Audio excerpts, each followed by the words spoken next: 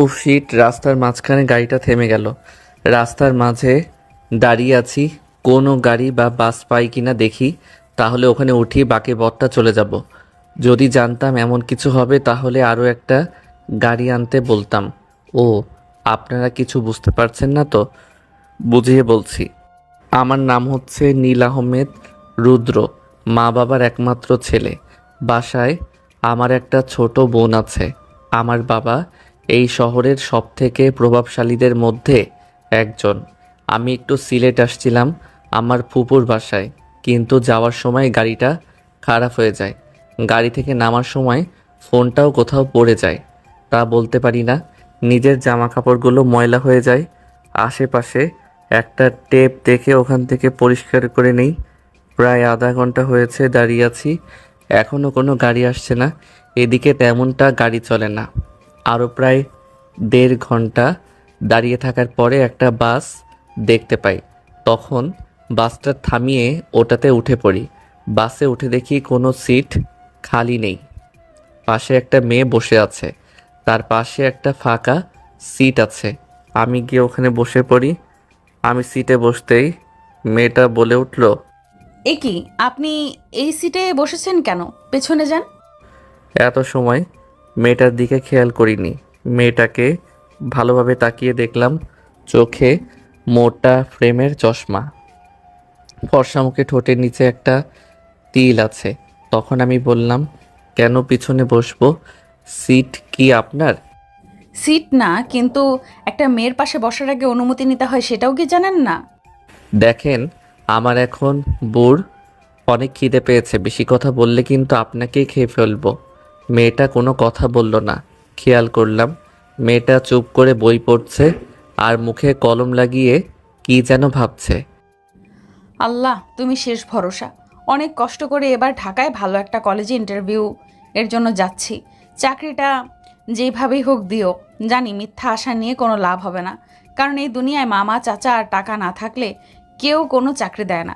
কিন্তু কি করব, আমি যে অনাথ। ছোটবেলায় খালা অনেক কষ্ট করে মানুষ করে, এরপর খালা মারা যাওয়ার পর নিজে কাজ করে পড়ালেখাটা শেষ করি।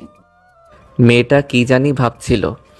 মেয়েটার খোলা চুলগুলো বাতাসে মুখের সামনে আসতেই মেয়েটাকে অসম্ভব সুন্দর দেখাচ্ছিল। এই প্রথম কোনো মেয়ের এমন রূপে আমি পড়ে যাই। একটু সময় দেখলাম মেয়েটা তার ব্যাগ থেকে ফোনটা বের করে সময় দেখছিল যে কয়টা বাজে। মেয়েটার ফোন বের করতে আমার মনে হলো আমি তো গাড়িটা বাইরে রেখেছি, তাছাড়া আম্মু অনেকগুলো কল দিচ্ছে। তখন আমি মেয়েটাকে বললাম, আচ্ছা আপনার ফোনটা একটু দেন তো, আমি একটা কল করব। আমার ফোন নেই, আমার ফোনে কোনো টাকা নেই। এমন কিপটামি করছেন কেন? আমার ফোনটা হারিয়ে গেছে, তাই তো একটা কল দিব। দেখুন, আমার ফোনে সত্যিই ব্যালেন্স নেই, মাত্র 100 টাকা আছে। আরে চলবে, সমস্যা নেই বলে মেয়েটার হাত থেকে ফোনটা কেড়ে নিয়ে কল করলাম আম্মুকে। আম্মুর সাথে প্রায় 10 মিনিট কথা বলার পরে এরপরে আমার বন্ধু আকাশকে কল করি। আকাশের সাথে সব কিছু খুলে বলি। হায় রে, আমার টাকা সবগুলো শেষ করে দিল শয়তান ছেলেটা। কে বলেছে নীলা তোকে ছেলেটাকে ফোনটা দেওয়ার জন্য? ছেলেটা তো চোরও হতে পারে। এই, আপনি আমার ফোনটা দেন, এখনই আমার ফোনটা দেন। আমার ফোনের সব টাকা শেষ করে দিলেন। আমি মেয়েটার কথায় হুঁশ আসলো যে ফোনটা আমার না, মেয়েটার। আমি তো মেয়েটার সব টাকা অলরেডি শেষ করে দিলাম। তাই আকাশকে বললাম মেয়েটার ফোনে রিচার্জ করে দেওয়ার জন্য 500 টাকা। মেয়েটা মুখ গোমড়া করে ওই দিকে তাকিয়ে রইল। তখন আমি মেয়েটাকে বললাম, আপনার চুলগুলো কি সুন্দর, আপনার হাতের ঘড়িটাও কিন্তু আপনাকে মানিয়েছে, আপনার চশমাটাও অনেক সুন্দর। ধন্যবাদ ভাইয়া। ভাইয়া কথাটা বলা মাত্রই আমার রাগ হলো। তখন আমি মেয়েটাকে বললাম, দেখুন এত কিছু সুন্দর, এরপর আপনি এগুলো পরার পরও আপনাকে মানাচ্ছে না, কেমন জানি পেতনির মতো লাগছে। দেখলাম মেয়েটা ফুলে লাল হয়ে গেছে পেতনি কথাটা শুনে। বলেন বলেন আরও, ভাইয়া বলেন, তাহলে তো এসব কথা শুনবেনই। আমার আপনার সাথে কোনো কথা নেই, আপনি এমনিতেই আমার সব টাকা শেষ করে দিয়েছেন। সমস্যা নেই, আমি আমার বন্ধুকে বলেছি আপনাকে রিসার্চ করে দিবে। দেখুন, আমি আপনাদের মতো বড়লোক নই যে এত টাকা নিয়ে ফোনের মধ্যে রাখবো। আর আমার এমন কথা বলার কোনো মানুষ নেই যে আমি একাই করব। আমার রিচার্জ করে দেওয়ার কোনো প্রয়োজন নেই। যাক, একটা বিষয় তো ক্লিয়ার হয়ে গেল যে মেয়েটার কোনো বয়ফ্রেন্ড বা স্বামী নেই। আর দেখে বোঝা যাচ্ছে মেয়েটা আমার থেকে 1 হতে 1.5 বছরের বড় হবে। এরপরে মেয়েটা আমার সাথে আর কোনো কথা বলেনি, আমিও মেয়েটার সাথে কোনো কথা বলিনি। প্রায় 2 ঘন্টা পরে ঢাকায় এসে পৌঁছাই। এর মধ্যে আমি বাসে ঘুমিয়ে পড়েছিলাম। মেয়েটা কোথায় নেমে গেছে তাও দেখিনি। মেয়েটার নাম্বারটা আকাশের ফোনে আছে, তাই চিন্তা না করে গাড়ি থেকে নেমে আব্বুকে কল দেই। তারপর আব্বুর গাড়ি করে বাসায় চলে আসি। বাসায় আসতেই আম্মু বলে উঠল, কিরে নীল, তোর আসতে দেরি হলো কেন?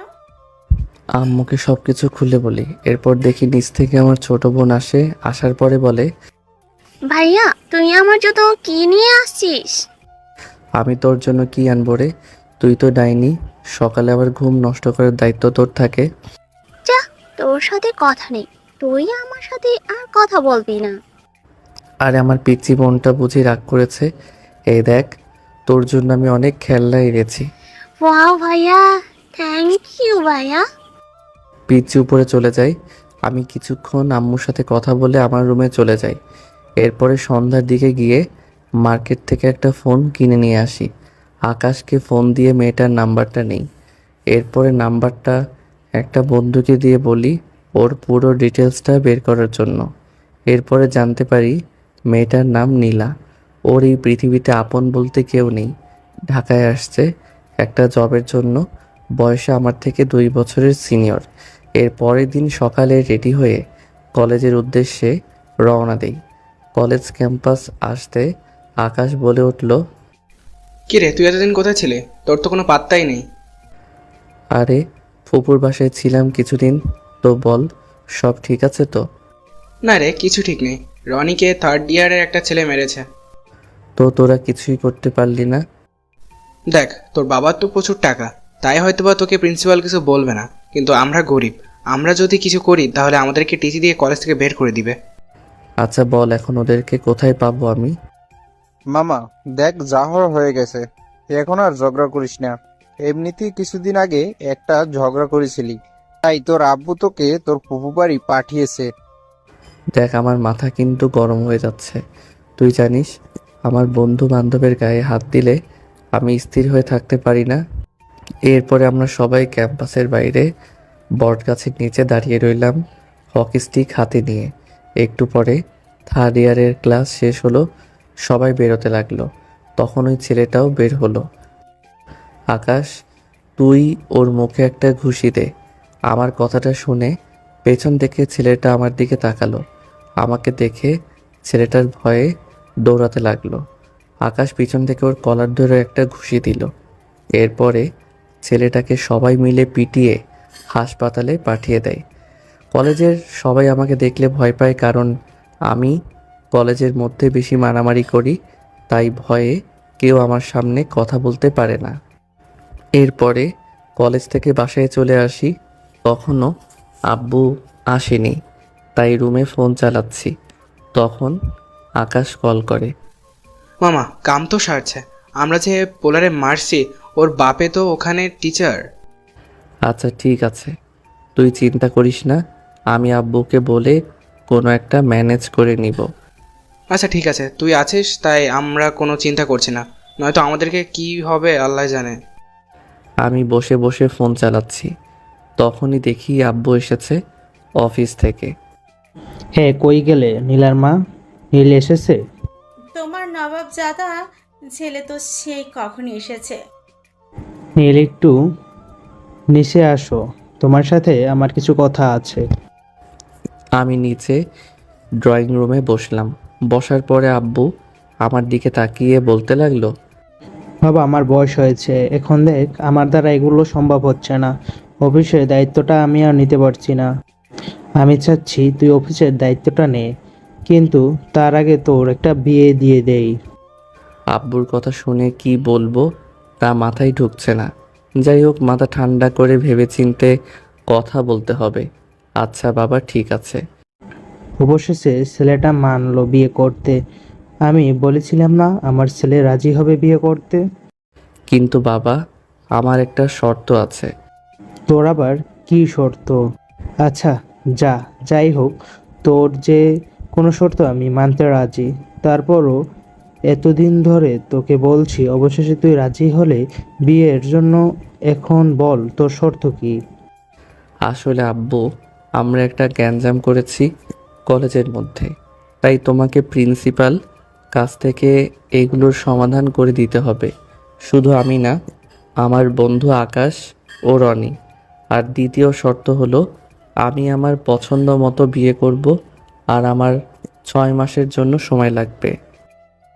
আমি প্রথম শর্তটা মেনে নিলাম, কিন্তু আমার পুত্রবধূকে দেখতে চাই। 6 মাস না, 3 মাসের সময় দিলাম। এর মধ্যে তোকে পছন্দ করে বিয়ে করতে হবে। যাই হোক আব্বু সব কিছু মেনে নিয়েছে, তাই উপরে চলে যাই, খাওয়া দাওয়া শেষ করে ঘুমিয়ে পড়ি সকালবেলা। নীলমিনাকে স্কুলে দিয়ে আয়। এই ভাইয়া, স্কুলে দেরি হয়ে যাচ্ছে। আমার গতকাল নতুন রাগী টিচার আসছে, খুবই ডেঞ্জারাস। দেরি হলে বকা দেয় আর জ্ঞান দেওয়া শুরু করে। উঠছি যা। ওই কবে থেকে উঠছি বলছিস? উঠবি না, পানি ঢালমু। ধুর ডাইনি, তোর জন্য শান্তি মতো ঘুমানোই যাবে না। দাঁড়া, রেডি হচ্ছি। তোর জন্য আজকেও আমার লেট। আমার ইচ্ছে করে তোর মাথা ফাড়াই। তুই ম্যাডামের সাথে কথা বলবি, উনি অনেক রাগী, আমার ভয় করে। আমার ভয় করে ম্যাডামদের সামনে কথা বলতে। চুপ, তুই কথা বলবি, ব্যবহার করলে হবে না। আচ্ছা ঠিক আছে, আমি যেহেতু ভুল করছি আমাকে নিয়ে গিয়ে মেরে দিস। চল এখন। আমি মিনাকে বাইকে করে ওর স্কুলের সামনে নামিয়ে দেই। এরপর মিনা বলে, ওই চল, টিচার এর কাছে দেরি হওয়ার কারণ বলবি। কি করার, বাধ্য হয়ে যাওয়া লাগছে। এমনিতেই টিচারদেরকে ভয় পাই। এরপর মাথা নিচু করে দাঁড়িয়ে আছি, তখন ম্যাম মিনাকে বকা দিতে লাগলো। মিনা, তুমি গতকাল দেরি করেছো। গতকাল আমার ফার্স্ট ক্লাস ছিল, তাই কিছু বলিনি। তাই বলে যে প্রতিদিন দেরি করবে তা কিভাবে? ম্যাডাম, আমার কোনো দোষ নেই, সব দোষ আমার ভাইয়ের। ও ঘুম থেকে দেরিতে উঠে আর বকা শুনতে হয় আমায়। আপনি কেমন ভাই, এমন কেয়ারলেস কেন? আমি ম্যাডামের দিকে তাকাতেই অবাক হলাম, কারণ ও আর কেউ না, নীলা, যার সাথে আমার প্রথম বাসে দেখা হয়েছিল, আমার ক্রাশ। আপনি, সেই জন্যই তো আপনার বোন এরকম অবস্থা। যার ভাই এমন বখাটে, তার বোনকে কিভাবে ঠিক সময় আনবে? দেখুন, আপনি কিন্তু অপমান করছেন। এই ছেলে, তুমি কিসে পড়ো? মানে কি বলছি শুনো নাই? ইয়ারি। সেকেন্ড ইয়ারে হয়েছে বুঝা। তুমি আমার 2 বছরের ছোট। তো কি হয়েছে? আপনার বোনকে সময় মতো নিয়ে আসবেন, কথাটা যেন মনে থাকে। আর আমাকে ম্যাম ডাকবেন, কারণ কিছুদিন পর আপনার কলেজে টিচার হব আমি। ম্যাম, আপনি ভাইয়াকে যা দিয়েছেন না, ভাইয়া কখনো এমন কাউকে ভয় পায় না, শুধু আপনাকে ভয় পেয়েছে। এমন ছেলেদের ঠিক করার টেকনিক আমার জানা আছে। এখন পড়তে বসো। শালার মেয়েটাকে দেখলে কেন জানি না আমার বুকের ভিতরে শব্দ করে। একটু পর আকাশ কল করে। মামা, ওই টিচার ওর ছেলেকে তো প্রিন্সিপাল বের করে দিয়েছে। আব্বুকে বলেছিলাম।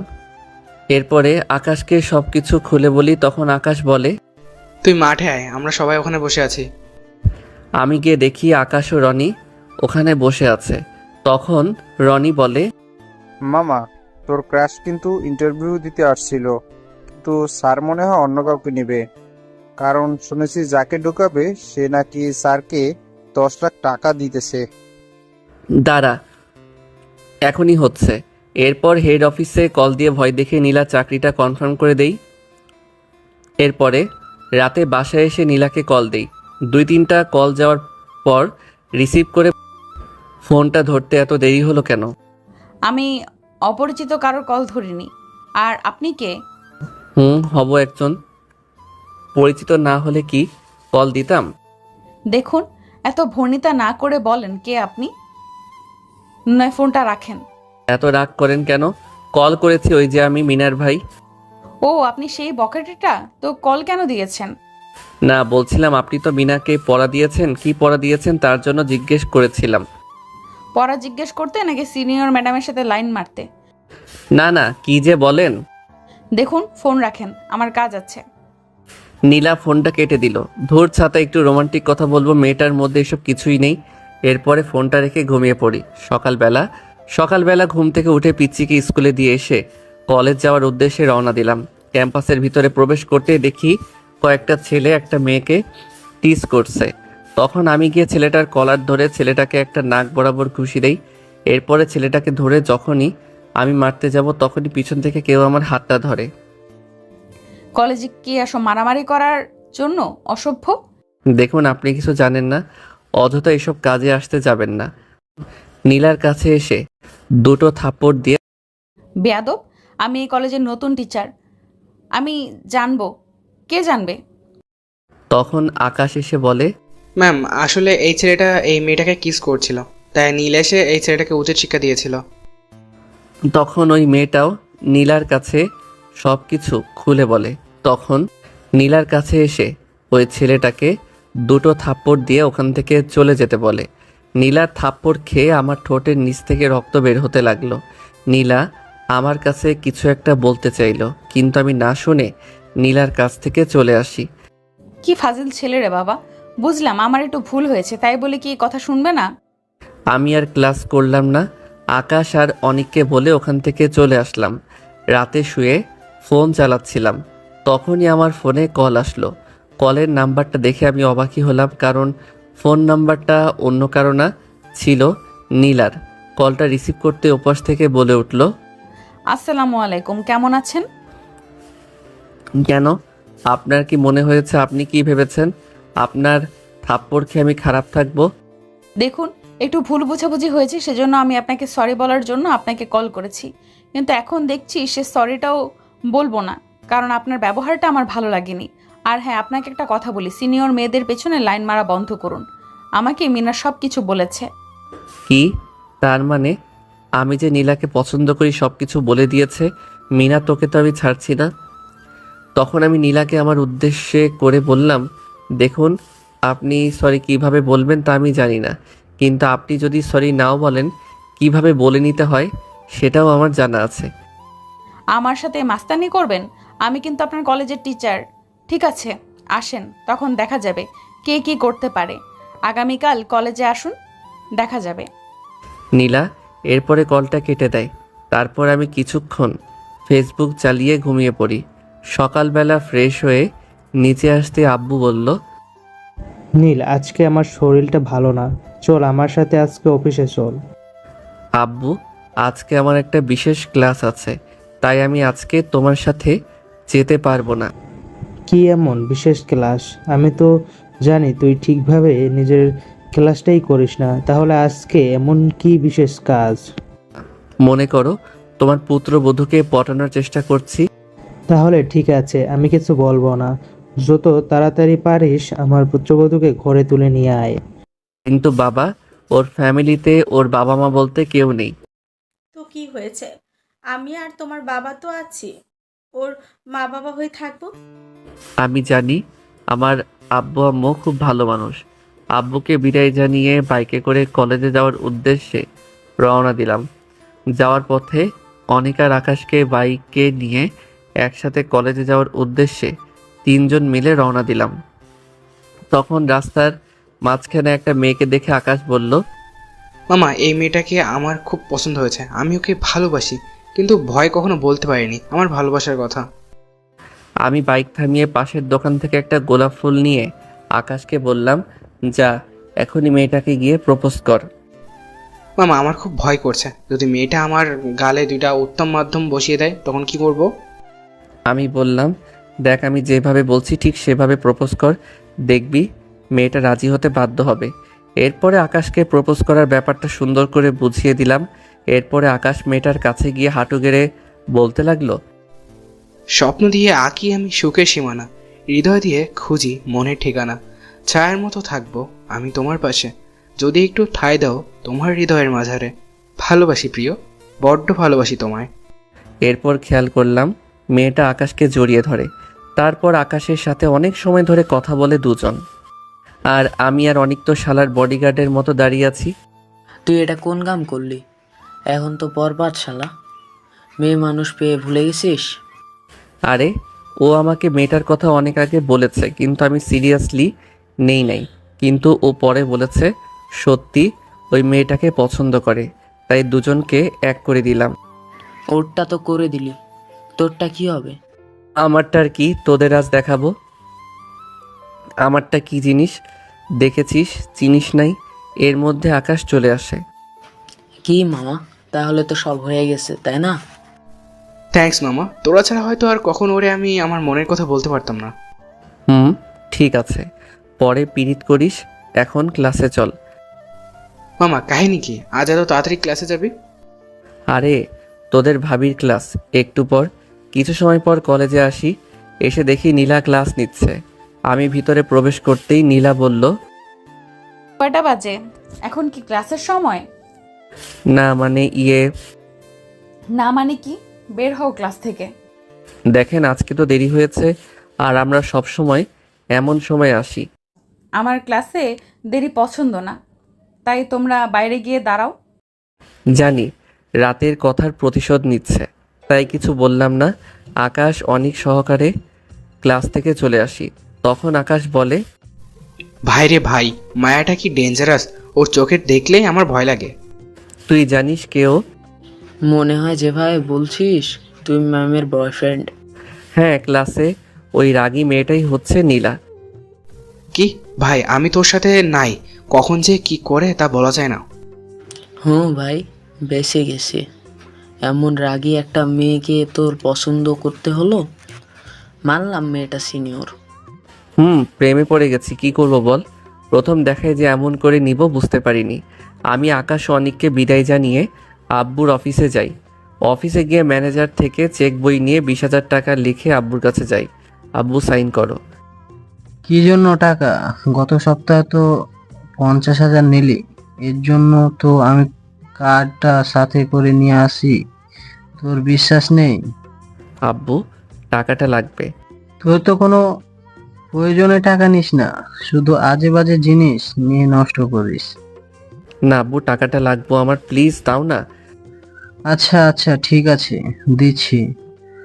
আমার কাছে ক্যাশ আছে, নিয়ে যা। আব্বু টাকা দিল।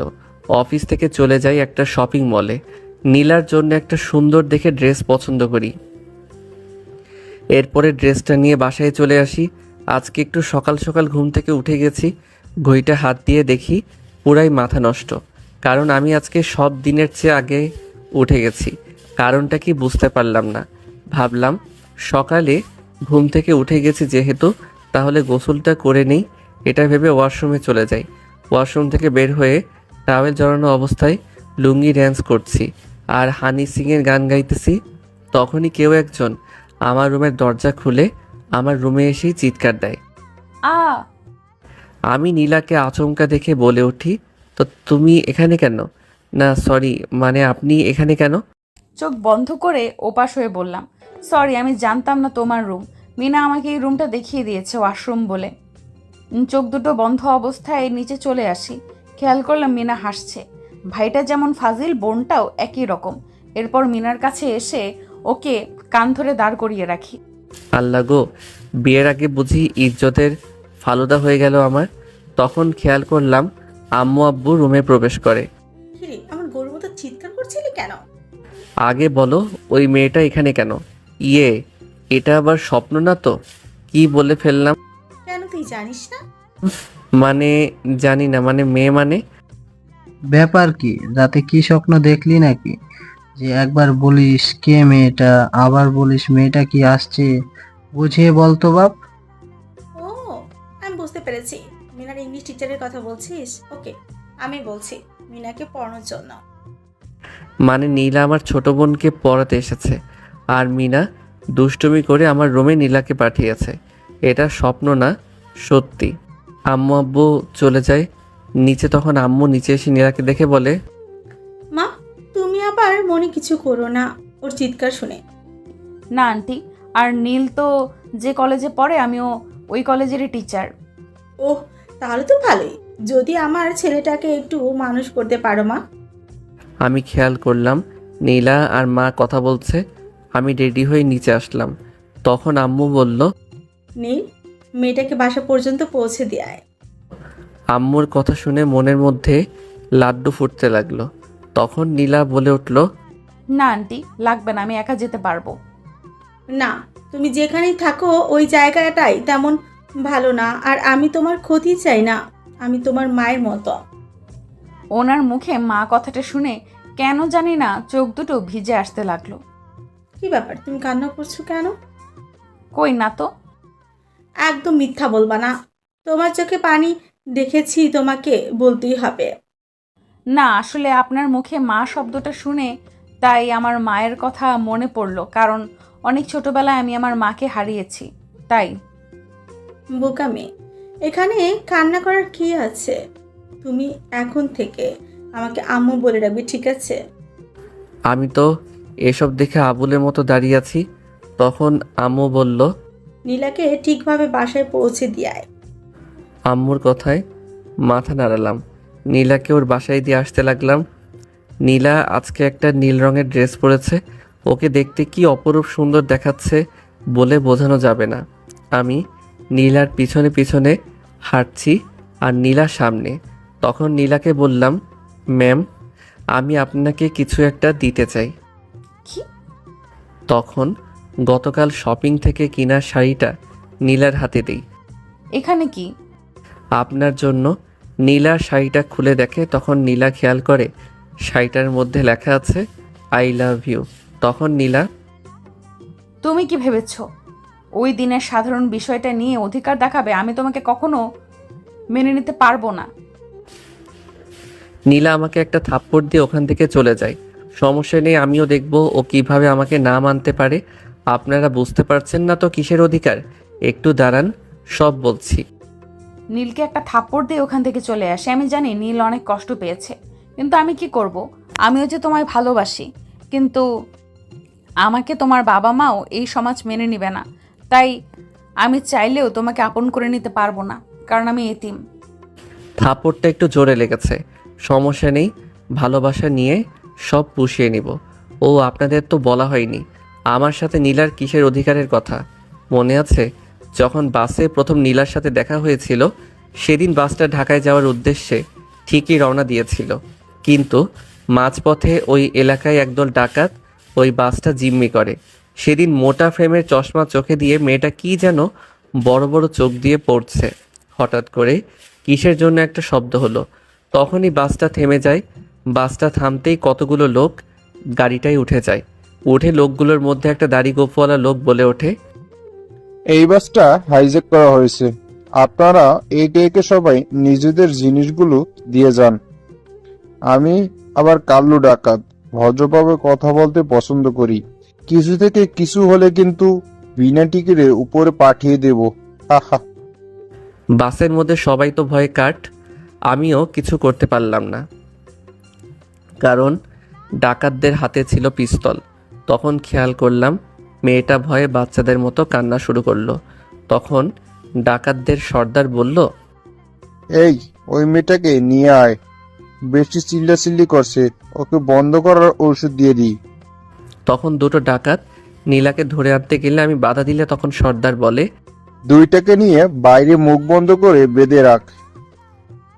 এরপরে ডাকাতগুলো আমাকে আর নীলাকে বেঁধে বাইরে রেখে দিয়ে বাসের ভিতরে সবার কাছে থেকে লুট করতে লাগলো। নীলা আমার পিছনে বাধা ছিল, তাই ওকে ইশারায় বললাম বাঁধনটা খুলে দিতে। তখন ও মুখ নাড়িয়ে বলে কিছুই বুঝতে পারছে না। আমি আস্তে আস্তে পিছনের হাত দিয়ে নীলার বাঁধনটা খুলি। তখন নীলা আমার বাঁধনটাও খুলে দেয়। তখন নীলার হাত ধরে জঙ্গলের দিকে দৌড়াতে লাগি, কারণ ডাকাতগুলো জঙ্গলের দিকে আসবে না। তখন নীলা বলে, আপনি এখানে কোথায় আসলেন? এখানে তো শুধু জঙ্গল ছাড়া আর কিছুই তো দেখছি না। আপনি আমাকে বাইরে নিয়ে যান। হ্যাঁ, এটা আমার শ্বশুর বাড়ি, তো সেজন্য আমি আপনাকে এখানে নিয়ে এসেছি। আর আমি জানি এখান থেকে কিভাবে বের হতে হয়। জানেন তো?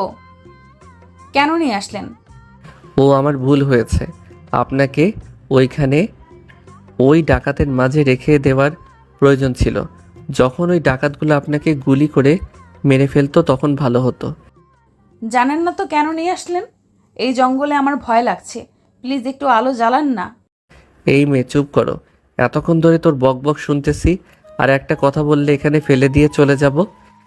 এই এই আমাকে বকা দিচ্ছেন কেন?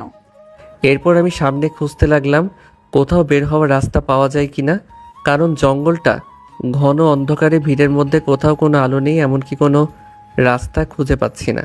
এরপরে আমি আর নীলা হাঁটতে হাঁটতে একটা আদিবাসীর জঙ্গলে ঢুকে গেলাম। তখন ওখানে দেখলাম একটা বৃদ্ধ লোক দাঁড়িয়ে আছে। তখন ওই বৃদ্ধ লোকটার কাছে গিয়ে বের হওয়ার রাস্তাটা খুঁজতেই বুঝতে পেরেছি, তোমরা জঙ্গলে হারিয়ে গেছো। আগে বলো, তোমরা কি দুজন স্বামী স্ত্রী? হ্যাঁ, আমরা দুজন স্বামী স্ত্রী। কি সব বলছো তুমি এগুলো? ওনা মিথ্যা কথা বলছে। আমরা দুজন বাসে একসাথে আসছিলাম, কিন্তু মাঝপথে ডাকাত আমাদের বাস হাইজ্যাক করে। তাহলে তোমরা দুজন স্বামী স্ত্রী না? তখন লোকটা এই কথাটা শুনে আরও কিছু লোককে ডেকে আনে। তখন ওই লোকগুলো এসে আমাকে আর নীলাকে একসাথে বেঁধে ফেলে। তখন ওই বৃদ্ধ লোকটি বলতে শুরু করে, আজকে অমাবস্যা রাত, এই রাতে কোনো ছেলে মেয়ে একসাথে থাকতে পারে না, কিন্তু তোমরা স্বামী স্ত্রী না, তাই তোমাদের এই জায়গায় বিয়ে দেওয়া হবে। এই, তোরা ওদের উপর নজর রাখ। বলেন, আরও সত্যি বলেন। এখন তো খুশি হয়েছেন। আমি মিথ্যা কথা বলতে পারি না। এখন সত্যি কথা বলে তো উদ্ধার করছেন। ওই এলাকার কিছু আদিবাসী মেয়ে এসে নীলাকে সাথে করে নিয়ে যায়, আর কিছু ছেলে এসে আমাকে ওদের সাথে করে নিয়ে যায়। আমাকে ও নীলাকে একটা রুমে আটকে দিয়ে ওরা কি জানি করতে থাকে। এরপরে ওদের নিয়ম অনুযায়ী আমার আর নীলার বিয়ে দেয়। তখন নীলাকে আর আমাকে একটা রুমের ভিতরে দিয়ে বাহিরে দিয়ে দরজা লাগিয়ে দেয়। আমি কখনো ভাবিনি আমার সাথে এমন কিছু হয়ে যাবে, আমার এমনভাবে বিয়ে হবে। নীলাকে হয়তো প্রথম দেখায় আমার ভালো লাগে, কিন্তু আমি কল্পনাও করতে পারিনি যে আমার সাথে ওর এইভাবে বিয়েটা হবে। যেহেতু বিয়েটা হয়ে গেছে, সে এখন আমার স্ত্রী। এই দিনটার জন্য আমি অনেক অপেক্ষা করেছিলাম, কিন্তু কে জানতো এইভাবে আসবে। সেই দিনটা বাসরাত নিয়ে কতই না স্বপ্ন ছিল আমার। আজকে সব স্বপ্ন শেষ হয়ে গেল। তখন আমি নীলার সামনে আসতেই নীলা বলে উঠল, দেখুন, আপনি আমার কাছে আসবেন না। আর এখানে যা কিছু হয়েছে এটা একটা অ্যাক্সিডেন্ট ছাড়ার কিছু না। দেখুন, আপনার কাছে এটা সামান্য অ্যাক্সিডেন্ট, কিন্তু সত্যি যে আপনার সাথে আমার বিয়ে হয়েছে এবং আপনি আমার স্ত্রী। দেখুন, আপনি আমার কাছে স্বামীর অধিকার নিয়ে আসবেন না। এটা শুধু একটা অ্যাক্সিডেন্ট ছাড়ার কিছু না। আমি আর কিছু বললাম না। রাতে মেঝেতে শুয়ে পড়লাম। সকালে ওই বৃদ্ধ লোকটি, তোমাদের দুজনকে কিন্তু একসাথে খুব সুন্দর দেখায়। আমি আশাবাদ করি তোমরা দুজন সবসময় সুখে থেকো। এরপর বৃদ্ধ লোকটা শহরের রাস্তা দেখিয়ে দেয়। তখন আমি আর নীলা ওখান থেকে চলে আসি। আপনারা তো পরের কাহিনী জানিনি কি হয়েছে, কিন্তু নীলা আমাকে ওই ঘটনার জন্য কিছুতেই মানতে রাজি নেই। এরপর বাসায় চলে আসি। মিনাকে স্কুলে দিয়ে এসে কলেজে যাওয়ার উদ্দেশ্যে রওনা দিই। কলেজ ক্যাম্পাসে এসে দেখি আকাশ ও অনেক বটগাছের নিচে বসে আছে। কি মামা, তোমার তো খবর নেই, আজকাল তো দেখি অনেক বেশি প্রেম করো। তা তো করবেই, ম্যামের ক্রাশ বলে কথা। তো বিয়ে কবে করছিস? বিয়ে তো করেছি। মানে বিয়ে করলি মানে? এসব কি বলিস? আমাদের না জানিয়ে তুই বিয়ে করে ফেললি? না বন্ধু, এটা মানতে পারলাম না। দূর শালা, কথাটা তো শোন। নিজের ভালোবাসা দিয়ে মানিয়ে নিতে হবে। কিন্তু এখন তো কি জানি করছে। কি আর করার, শালারা পকেট ফাঁকা করার ধান্দায় আছে। আকাশ আর অনিককে বিদায় জানিয়ে বাসায় চলে আসি, কারণ আজকে আর ক্লাস করিনি। বাসায় আসতে পিচ্চি বোন, ওই, তুই আমার ব্যাগ থেকে চকলেট কি করেছিস? খাওয়ার জিনিস কি রেখে দেই? সেটা তোর থেকে আমি ভালো জানি। তাহলে জিজ্ঞেস করছিস কেন? কারণ আমার চকলেট নেই, তুই কিন্তু রাখাস না আমারে। আমি জানি তুই খেয়েছিস। এই প্যাকেট আমি তোর রুম থেকে পাইছি। তো কি হয়েছে? এটা যে তোর চকলেট, তার প্রমাণ দে। আম্মু আম্মু দেখো, তোমার ছেলে আমার চকলেট খেয়ে ফেলেছে। কি রে ভাই বোন দুটো আবার টম জেরির মতন শুরু করলি? ওরা তো একটু থামে, তোদের তো তাও হয় না। হয়েছে কি বল? তোমার ছেলে আমার ব্যাগ থেকে চকলেট চুরি করে খাইছে। আম্মু, মিথ্যা কথা কই এই পেতনি। আমার সব জানা আছে। এখন শোন, তুই ওর জন্য এক প্যাকেট চকলেট নিয়ে আসবি। হইছে, খেলাম দুটো, আনতে হবে এক বক্স। মামা বাড়ির আবদার। আম্মু তাহলে তোমাকে ভাইয়া আর ম্যামের সিগারেট কথাটা বলতে হয়। মিনার মুখ চেপে ধরে বললাম, চুপ কর বোন, যা লাগে দিমো, মুখ খুলিস না এখন। কি রে, কি বলতে চাইলে? আর ওর মুখ ধরে রাখছিস কেন? আম্মু কিছু না, তুমি যাও, আমি এনে দিব, ওকে? আম্মু রান্নাঘরে চলে যায়। ওই ছাড় কুত্তা, আমি আম্মুকে সব বলে দেব। না বোন, প্লিজ বলিস না, যা, তোর জন্য আমি চকলেট নিয়ে আনবো। সত্যি তো, না হলে কিন্তু। সত্যি বললাম তো। ডাইনিটাকে কোনো প্রকার থামানো গেল। রাতে খাওয়া দাওয়া করে শুয়ে আছি, তখনই অচেনা একটা নাম্বার থেকে কল আসে। শুয়ে শুয়ে ফেসবুক চালাচ্ছিলাম, হঠাৎ করে দেখি ফোনটা বেজে ওঠে।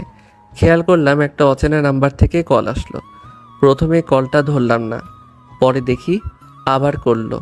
কলটা ধরে, আসসালামু আলাইকুম, কেমন আছেন? ওয়ালাইকুম আসসালাম। আলহামদুলিল্লাহ। কে চিনতে পারলাম না। জানাটা কি বেশি প্রয়োজন? অবশ্যই, কারণ বউ বারণ করছে, তাই সবার সাথে কথা বলা বারণ। ও আচ্ছা, আমি আসলে গতকালের জন্য সরি বলতে কল করেছি, কারণ এইভাবে আমার কথা বলাটা ঠিক হয়নি। কিন্তু দেখতে পারলাম তুমি তাতে কিছু মনে করনি। সিনিয়র বউ মারতেই পারে, তাই বলে কি বউকে ছেড়ে চলে যাব? আর কিছু বলতে পারলাম না। কলটা কেটে দেই ওপাশ থেকে। দূর ছাতা, মেয়েরা কি এমনই হয়, মুখ দিয়ে কিছু বলবে না? কবি এই জন্যই বলে, মেয়েদের বুক ফুটে তো মুখ ফুটে না। সকালবেলা ঘুম থেকে উঠে আমি মীনাকে স্কুলে দিয়ে এসে এরপরে কলেজ যাওয়ার উদ্দেশ্যে রওনা দিলাম। কলেজ ক্যাম্পাসে এসে দেখি আকাশ আর অনিক বসে আছে। আমি ওদের সামনে যেতেই ওরা আমাকে দেখে বলে উঠল, দেখ মামা, রোমিও চলে এসেছে। রোমিও চলে এসেছে, কিন্তু আসতে একটু লেট করে ফেলছে। একটু আগে নীলা ম্যামের ক্লাস শুরু হয়ে গেছে। আমরা তোর জন্যই অপেক্ষা করছি, তুই এইমাত্র আসলি। নীলা আজকে একটা নীল রঙের শাড়ি পরে এসেছে। ওকে তো একেবারে পরীর মতো লাগছে। আমি যেন ওর দিক থেকে চোখ সরাতে পারছি না। কি রে শালা, এভাবে দাঁড়িয়ে দাঁড়িয়ে কি দেখছিস? তোর একটুও লজ্জা করছে না? দূর হালা, লজ্জা তো মেয়ে মানুষের থাকে, ছেলে মানুষের লজ্জা বলে কোনো কিছু থাকে নাকি? এই এখন চল তো ক্লাসরুমে, এত কথা না বলে। শালা দুইটা গিয়ে দুটো মেয়ের পাশে গিয়ে বসলো। জানি শালা দুইটা লুচু, মেয়ে দেখলে মনে ওদের লাড্ডু ফোটে। আমি পিছনের একটা বেঞ্চে বসতেই পাশের একটা মেয়ে সামনের সিট থেকে আমার পাশে এসে বসে। খেয়াল করলাম এটা নেহা। নেহা এসে আমার পাশে বসে বলে ওঠে, কি ব্যাপার নীল, তোমাকে তো খুঁজেই পাওয়া যায় না। গত 1 মাস ধরে তো ক্লাসেও দেখিনি। আসলে একটু ফুপুর বাসায় গিয়েছিলাম। ও, তোমাকে আমি কত খুঁজেছি, কিন্তু ওরা কেউ বলতে পারেনি তোমার কথা। কেন বলো তো? নেহা কিছু একটা বলতে যাবে, তখনই খেয়াল করি নীলা রেগে ওঠে। নেহার দিকে রাগি চোখে তাকিয়ে বলে ওঠে, এই মেয়ে, তুমি না সামনে ছিলে, এখন ওই সিটে কেন গেলে? এখানে কি পড়াশোনা করতে এসেছো না প্রেম করতে? যাও ওই সিটে গিয়ে বসো। খেয়াল করলাম নীলা ম্যাম তো রেগে একদম আগুনের মতো হয়ে গেছে। ওনার মুখটা লাল বর্ণ ধারণ করেছে। দেখলাম নীলা রেগে আমার কাছে এসে বলে, এই দাঁড়াও। পিছনে তাকিয়ে দেখি অন্য কাউকে বলছে কি না। তখন নীলা আবার বলে ওঠে, হ্যাঁ তোমাকে বলছি, দাঁড়াও। গত মাসের যে ইংলিশ সাবজেক্টটা ছিল সেটা ক্লিয়ার করে উদাহরণ দিয়ে ইংলিশে বলো। জি ম্যাম, আসলে বাংলাতে বললে ভালো হয় না। আসলে আমি সব বিষয় ভালো পারি, কিন্তু নীলার সামনে প্রকাশ করিনি। আকাশ সহ সবাই হা করে তাকিয়ে রয়েছে, কারণ আমি হচ্ছি ক্লাসের টপ। কিন্তু ক্লাসের টপের নামটাই রুদ্র দেয়া আছে। তাই নীলা আমাকে চিনতে পারেনি। তখন নীলা বলে ওঠে, আমার বোঝা হয়ে গেছে তুমি কতটুকু পারো। কলেজে তো আসো পড়াশোনা করতে না, মেয়েদের সাথে প্রেম করতে, ভালোবাসার অভিনয় করতে। আমি ঠিকই বুঝতে পারলাম নেহা আমার সাথে এমন হেসে কথা বলার কারণে। নীলা এমন রেগে কথা বলছে। আসলে কবি বলেছে মেয়েরা তার সব জিনিস দিয়ে দিতে পারে, কিন্তু কখনো একটা নারী তার শখের পুরুষকে অন্যের হাতে দিতে বা দেখতে পারে না। এরপর নীলা আরও কিছু কথা বলে কলেজ থেকে বের হয়ে যায়। এরপরে আমিও ক্লাস থেকে বের হয়ে যাই। আমার সাথে সাথে আকাশও অনেক বের হয়ে যায়, তার সাথে নেহাও বের হয়। মামা, আজকে কিন্তু তোর মুখটা দেখার মতো ছিল। দূর শালা, এটা হচ্ছে রোমান্টিক শাসন, তোরা কি বুঝবি? ও ম্যাম, তাহলে তোকে ভালোবাসা দিয়েছে? একটু লজ্জা পেয়ে বললাম। তখন দেখি নেহা এসে বলল, নীল চলো না, আজ একসাথে কফি খাই, কফি শপে গিয়ে। না আসলে নেহা হয়েছে কি, বাসায় না আমার একটু কাজ আছে, তাই তাড়াতাড়ি বাড়ি যেতে হবে নেহার থেকে পিছু ছুটানোর জন্য। অনিকার আকাশকে বাই বলে ওখান থেকে গাড়ি পার্কের ওখানে চলে আসি। বাইকটা নিয়ে মেইন গেট দিয়ে বাড়ি যাওয়ার উদ্দেশ্যে রওনা দিলাম। একটু সামনে আসতে খেয়াল করলাম কতগুলো বাজে ছেলে একটা মেয়েকে ডিস্টার্ব করছে। একটু সামনে এগিয়ে যেতে দেখলাম নীলাকে ছেলেগুলো ডিস্টার্ব করছে আর আজে বাজে কথা বলতে লাগলো। আমার মাথা প্রচণ্ড পরিমাণ গরম হয়ে যায়। আমি বাইক থেকে নেমে ছেলেগুলোর সামনে যাই। ছেলেগুলোর মধ্যে একটা এসে আমার সামনে আসতেই চিনে যায় কে, তাই ছেলেগুলো ভয় পালাতে লাগলো। ওদের মধ্যে একটা ছেলেকে ধরে ফেলি। যখনই একটা ঘুষি দিতে যাব তখনই, কি করছেন আপনি? আপনি ওদেরকে মারবেন না প্লিজ, আমি মারামারি পছন্দ করি না। মারবো না কেন? ওদের সাহস কত বড় তোমাকে দেখে টিচ করে, তোদেরকে বলছি। আর কখনো যদি ওর দিকে এভাবে তাকাস তাহলে তোদের চোখ আমি উপরে তুলে নেব। আমি ছেলেটার গলা টিপে ধরে কথাগুলো বলতে লাগলাম। ছেলেটার শ্বাস বন্ধ হয়ে যাচ্ছিল। তখন নীলা, প্লিজ ছাড়ুন, না হলে ও তো মারা যাবে এইভাবে গলা টিপে ধরলে। এরপরে ছেলেটাকে ছেড়ে দেই। বাইকে উঠে নীলাকে বলতে লাগি, বাইকে ওঠো, আমি তোমাকে বাসায় নামিয়ে দিচ্ছি। না লাগবে না, আমি একাই যেতে পারবো। তোমাকে আমি বাইকে উঠতে বলেছি। একটু রেগে কথাটা বললাম। আমার রাগ দেখে নীলা ভয়ে বাইকের দিকে আসতে লাগলো আর বিড়বিড় করে বলতে লাগলো, কি ফাজিল পোলারে, কত জোরে ধমক দেই, আমার ভয় করে না বুঝি। যাই হোক, আর যদিও না থাকতো কি যে হতো। আমি সবসময় আল্লাহর কাছে চেয়েছি আমার জীবনসঙ্গী যেন সবসময় আমার পাশে থাকে। মনে মনে কথাগুলো বলছি। এরপর নীলের বাইকে উঠে বসি। নীলা যেই বাসায় ভাড়া থাকে ওই বাসায় নিয়ে আসি। তখন বাড়িওয়ালা চাচা সামনে দাঁড়িয়েছিল। তখন বাড়িওয়ালা চাচা আমাকে আর নীলাকে দেখে বলে ওঠে, বাহ বাবা, ঠিক তো রং তামাশা করছো, কিন্তু আমার ভাড়ার কি হয়েছে? আজ কয় তারিখ? কবে দিবে ভাড়া? আসলে চাচা, আসল নকল আমাকে বোঝাতে এসো না, আমার টাকা লাগবে। নীলার সাথে লোকটা এমন খারাপভাবে কথা বলা দেখে আমার মাথা গরম হয়ে যায়, কিন্তু নীলার সামনে কিছু বলা যাবে না। তখন বাড়িওয়ালা আবার বলে, আমার মাসের শেষ তারিখে ভাড়া দেওয়ার কথা ছিল। আসলে চাচা, আমার বেতনটা পেলে আপনাকে দিয়ে দিব। কবে পাবে টাকা? আর কবে দিবে? টাকা যদি না দিতে পারো, বাইরে ছেলে না এনে আমাকে। আর কোনো কথা না বলতে দিয়ে একটা থাপ্পড় বসিয়ে দেই লোকটার মুখে। তোর এত বড় সাহস, তুই এই রফিক মোল্লার গায়ে হাত দিস? তোমাকে কে বলেছে ওনার গায়ে হাত তুলতে? আমি কিছু বলতে যাব তখনই আমাকে থামিয়ে দিয়ে বলতে লাগলো, প্লিজ তুমি আর আমাকে অশান্তির মধ্যে ফেলো না, আমি এমনিতেই টেনশনের মধ্যে আছি। ঠিক আছে, মনে থাকবে যেন। আমি কিছু বললাম না। বাইকটা নিয়ে সামনে চলে গেলাম। বাইকটা একটু সামনে রেখে পিছনের দেয়াল থেকে খেয়াল করলাম নীলা বাসায় চলে যায়। তখন সামনে থেকে গিয়ে বুড়োর কলারটা ধরি। এই তোর সাহস কম না, তুই আমার কলার ধরছিস? তুই জানিস আমি এই এলাকার যতগুলো বাড়ি আছে সবগুলোর বাড়ির মালিক। আমি তোকে ভালো করে চিনি, হয়তো তুই আমাকে চিনিস না। তুই যে বিল্ডারে কাজ করিস সে বিল্ডারের মালিকের নামটা তো ও তোর ঠিকই মনে আছে, তাই না? মানে তুই কি বলতে চাচ্ছিস? আমি তোকে কিছুই বলতে চাচ্ছি না, শুধু এতটুকু বলছি, তুই যে রফিক সাহেবের বিল্ডারে কাজ করিস আর সে রফিক সাহেব আমাদের কোম্পানির ম্যানেজার। RN গ্রুপের নাম তো তুই শুনেছিস। তার মানে তুই কি বলতে চাস? তোকে আমি এটাই বোঝাতে চাচ্ছি যে RN কোম্পানির মালিক আমি নিজেই। তুই আমার সাথে মজা করছিস? আমি এসব হলে ভয় পেয়ে যাব।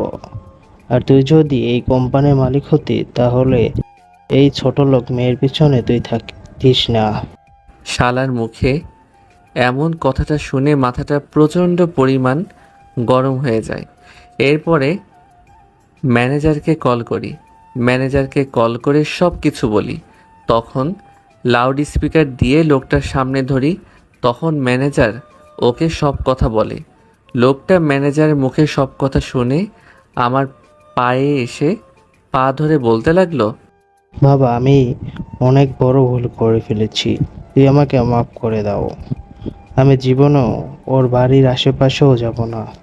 আমি তোমাকে কথা দিচ্ছি, যে ভুল করছি সে ভুল হয়তো বা শাস্তি অনেক ভয়াবহ। সেজন্য তোমার কাছে আমি আমার ব্যবসা ভিক্ষা চাচ্ছি। এবারের মতো তোকে আমি ছেড়ে দিচ্ছি, আর কখনো যদি তুই নীলার আশেপাশেও থাকিস তাহলে পরের বার কিন্তু তোকে আমি ছাড়বো না। এরপর ও ওখান থেকে চলে যায়। ওখান থেকে বাসায় চলে আসি। বাসায় এসে শুয়ে আছি, তখন দেখতে পেলাম মিনা আমার রুমে প্রবেশ করছে। জানি এখন আমাকে শান্তি দিবে না, তাই ঘুমের ভান করেছিলাম। ভাইয়া, এই ভাইয়া, শোন না, আমি জানি তুই ঘুমের ভান করে আছিস। উঠবি নাকি পানি ঢালবো? এই পিচিটার জন্য একটু শান্তিতে ঘুমাতেও পারবো না। যার বাসার মধ্যে এমন একটা পিচ্চি বোন থাকে সেই বোঝে তার কতটা কষ্টের মধ্যে থাকা লাগে। হয়েছে কি বল, কি বলবি? এভাবে চিল্লাচিল্লি করে ডাকছিস কেন? দেখছিস না ঘুমিয়ে আছি?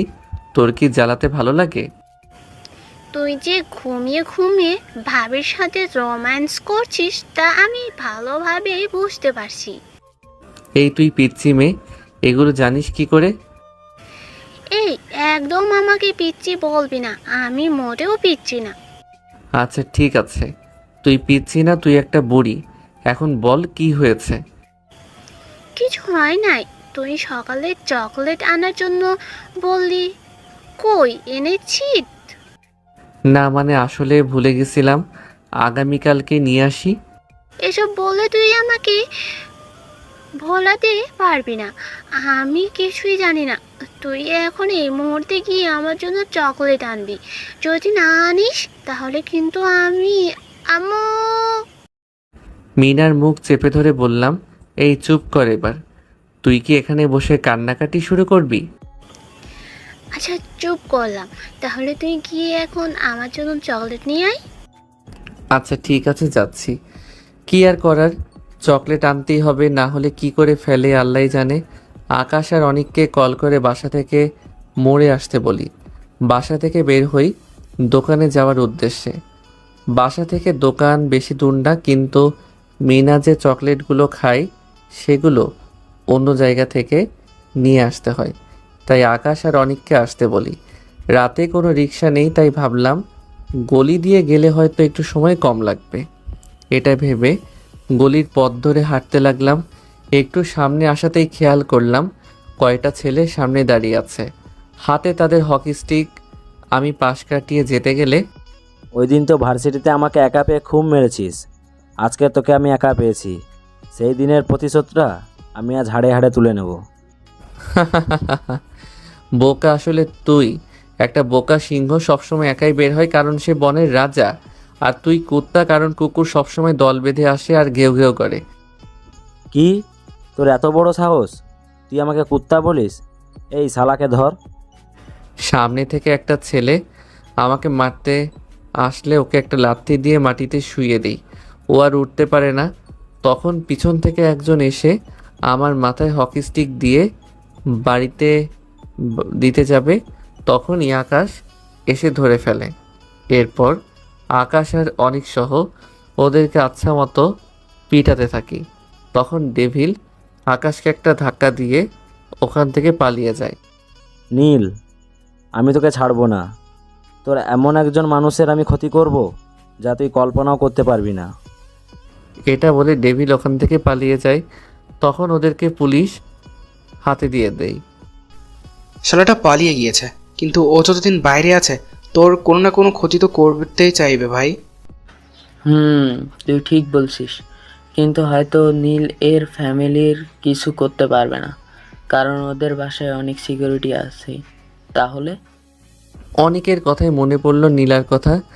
যদিও কোনোভাবে জানতে পারে নীলার সাথে আমার কোনো একটা সম্পর্ক আছে, তাহলে তো সবার আগে নীলার ক্ষতি করবে, আর তা আমি কখনোই হতে দিতে পারবো না। তাই বাসায় কল করে বলি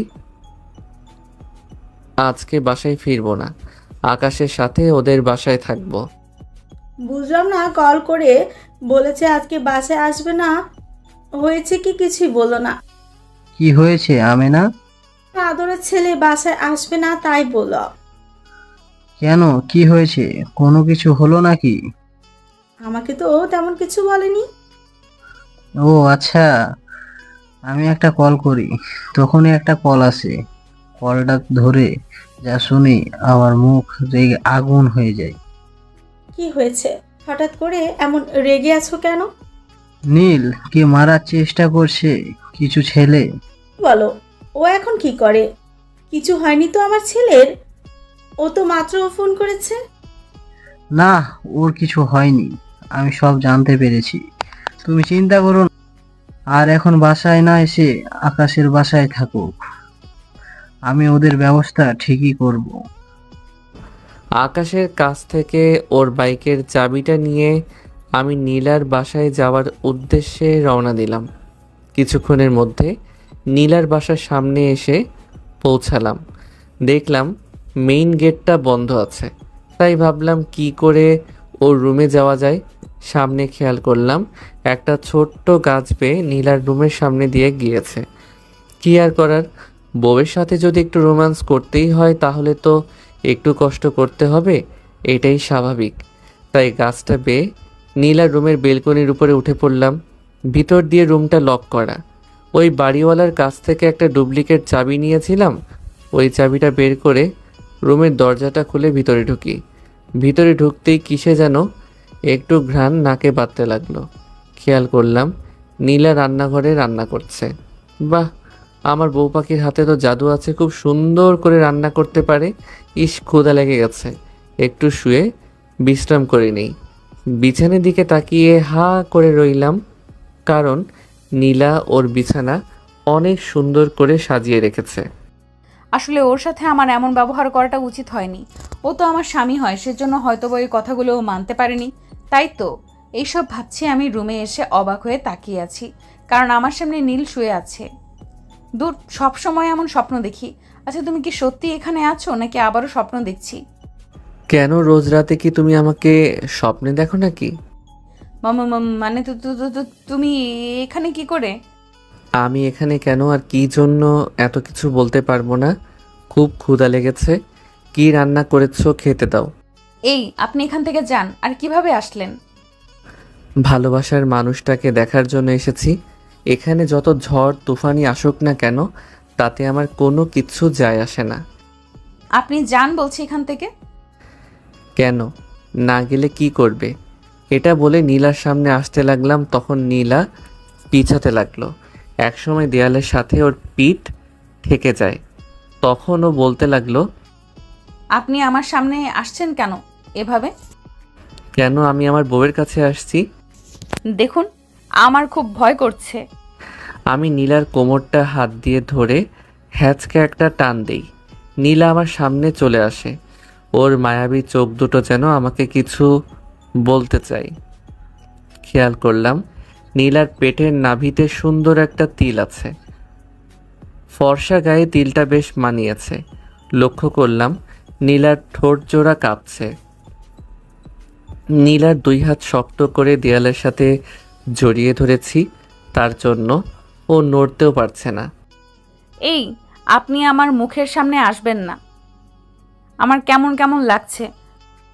কেমন লাগছে বলো? প্লিজ ছাড়ুন বলছি, আমার হাত ব্যথা করছে। খেয়াল করলাম আমার হাতের চাপে ওর ফর্সা হাতটা রক্তের মতো লাল হয়ে গেছে। ইচ্ছে করছিল ওর ঠোঁট জোড়া নিজের দখলে করে নেই, কিন্তু ও যতদিন না নিজ ইচ্ছে ভাবে আমাকে ওর স্বামী হিসেবে মেনে নেয়, ততদিন আমি ওর প্রতি স্বামীর অধিকার দেখাবো না। তাই নীলাকে ছেড়ে দিয়ে বললাম, ঠিক আছে যাও, আমার ক্ষুধা লেগেছে, আমার জন্য খাবার আনো। ফাজিলটা এমন রোম্যান্টিকভাবে ধরেছে যে আমি ওর প্রতি দুর্বল হতে লাগলাম। ওর জন্য খাবার নিয়ে আসি। তখন ও বলল, খাবার খাইয়ে দাও। না, আমি পারবো না। খাবারটা খাইয়ে দিতে বললাম। আমি তোমার টিচার, এমনভাবে ধমক দিচ্ছ কেন? হ্যাঁ ম্যাম তো কলেজে, কিন্তু বাসায় তো বউ, তাই না? তুমি কি খাওয়াই দিবা নাকি আবার? দূর শয়তান পোলা, এরপর তোমাকে আমার খাইয়ে দেওয়া লাগছে। দেখেছো গরুর মতো খাচ্ছে। আমার যে ক্ষুধায় পেটটা ফেটে যাচ্ছে। নীলার মুখ দেখে বোঝা যাচ্ছে সারাদিন কিছু খাইনি, তাই প্লেটটা হাতে নিয়ে ওর মুখে খাবার দিতেই, না আমি খাবো না, এখন আপনি খান। ওই খেতে বলছি, রাগাবে না। ওর ধমকের ভয়ে ভাতটা মুখে নিলাম। কি ফাজিল ছেলে, কথায় কথায় শুধু বকা দেয়। নীলাকে খাওয়াই দিয়ে বললাম, আজ আমি বাসায় যাচ্ছি না। তাহলে কি আপনার ফ্রেন্ডের বাসায় যাবেন? কেন? ওর বাসায় যাব কেন? তাহলে রাতে কোথায় যাবেন আর ঘুমাবেন? কেন? আমি তো বাসায় এসেছি আর ঘুমাবো আমার বউয়ের সাথে। কি? আমি আপনার সাথে ঘুমাতে পারবো না। দেখো, আমার বাহিরে শত্রু আছে। আপনি এত মারামারি করেন কেন? তাই জন্যই তো এত শত্রু। আর আপনার শত্রু হলে আমার কি? দেখো, আমার বা আমার পরিবারের ওরা ক্ষতি চায়। আমার কিছু করতে না পারলে ওরা যদি তোমার কিছু করে ফেলে, তাই আমি তোমাকে ছেড়ে কোথাও যাচ্ছি না। তার মানে আমি এখানে ঘুমাবো? আমি আপনার সাথে ঘুমাবো না। নীলা সামনে এসে ওর মুখটা চেপে ধরে বললাম, ঘুমাবি না? না মানে হ্যাঁ, না। ঠিক আছে, আমি সোফায় ঘুমাতে গেলাম, তুমি খাটে শুয়ে পড়ো। এটা বলে রুম থেকে চলে যাই। রাতে শুয়ে আছি, মধ্যরাতে খেয়াল করলাম নীলা আমার গায়ে একটা কম্বল দিয়ে কপালে একটা কিস করে চলে যায়। আমি জানি তুমিও আমাকে ভালোবাসো, কিন্তু বলতে পারছো না। তোমার মুখ দিয়ে ভালোবাসা কথাটা বের করবই আমি। সকালে নীলার রুমে এসে দেখি ও বাচ্চাদের মতো শুয়ে আছে। সূর্যের কিরণ ওর মুখে পড়তেই ওর মুখটার সৌন্দর্য দ্বিগুণ বৃদ্ধি পেল। আমি যেন ওর রূপে হারিয়ে যাই এক অজানা দেশে, যে দেশে শুধু কল্পনার সাগর। একটু পর সবাই ওঠার আগে বাসা থেকে চলে যাই কলেজের উদ্দেশ্যে। মাঝপথে লক্ষ্য করলাম নেহা কলেজের উদ্দেশ্যে যাচ্ছিল। তখন নেহা আমাকে দেখে হাত ইশারা করে ডাক দিয়ে বলল, নীল, বাইকটা থামাও, আমিও কলেজে যাচ্ছি। বাইকটা থামাতে নেহা বাইকে ওঠে। তখন নেহাকে নিয়ে ক্যাম্পাসে যেতে লাগলাম। তখন নেহা পিছন থেকে বলে উঠল, নীল, আমি তোমাকে কিছু একটা বলতে চাই। কি কথা বলো? এখানে না, কলেজে গিয়ে বলবো। কলেজে প্রবেশ করার সময় দেখতে পেলাম একটা ছেলে ফুল বিক্রি করছে। তখন নেহা বাইক থামাতে বলে। আমি বাইকটা থামাতেই নেহা গিয়ে ছেলেটার কাছ থেকে সবগুলো ফুল কিনে নেয়। আমি কিছু জিজ্ঞেস করলাম না। এই বিষয় নিয়ে নেহাকে নিয়ে কলেজে প্রবেশ করলাম। নীল, একটু ওই দিকটা আসবা, তোমাকে কিছু বলার আছে আমার। আমি নেহার কোনো কিছুই বুঝলাম না। হঠাৎ করে নেহার কি হয়েছে যে এমন করে বলছে, আর কি কথা যা সামনে বলা যাবে না। একেবারে কলেজ ক্যাম্পাসের পিছনে গিয়ে বলবে, তাও সবার সামনে না। তারপর আমি বাইকটা পার্কিংয়ে রেখে ক্যাম্পাসের পিছনে চলে যাই। আমি খেয়াল করি নেহা দাঁড়িয়ে আছে। আমি যেতে নেহা আমার সামনে হাঁটু গেড়ে ফুলগুলো সামনে বাড়িয়ে দিয়ে বলতে লাগলো, নীল কিভাবে বলবো বুঝতে পারছি না, কী দিয়ে শুরু করব তাও জানি না। কিন্তু প্রথম যখন তোমাকে আমি কলেজে দেখেছিলাম তখন থেকে আমি তোমাকে ভালোবেসে ফেলি, কিন্তু ভালোবাসার কথাটা বলার মতো সেই শক্তিটা পাইনি, কারণ ভয় হতো যদি তুমি না করে দাও। সেজন্য তোমার সাথে প্রথম ফ্রেন্ডশিপ করি, যাতে তোমার কাছে থাকতে পারি। আমি তোমাকে অনেক বেশি ভালোবাসি। আমি নেহার এমন কাণ্ড দেখে হাঁ করে তাকিয়ে রইলাম। আমি কখনো কল্পনা করিনি নেহা আমাকে পছন্দ করে। এতটুকু জানি আকাশ নেহাকে প্রচণ্ড পরিমাণে ভালোবাসে, কিন্তু ভয়ে কিছু বলতে পারিনি। আজকে যদি আকাশ এসব দেখে ও অনেক কষ্ট পাবে। আমি এসব ভাবছি, তখনই নেহা বলে ওঠে, কি ভাবছো? সত্যি আমি তোমাকে ভালোবাসি? আমাকে ফিরিয়ে দিও না নীল, আমি তোমাকে অনেক ভালোবাসি। নেহা ওঠো।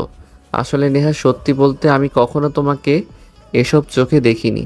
সব সময় নিজের বন্ধু হিসেবে দেখেছি। আর বড় কথা, আমি ম্যারিড।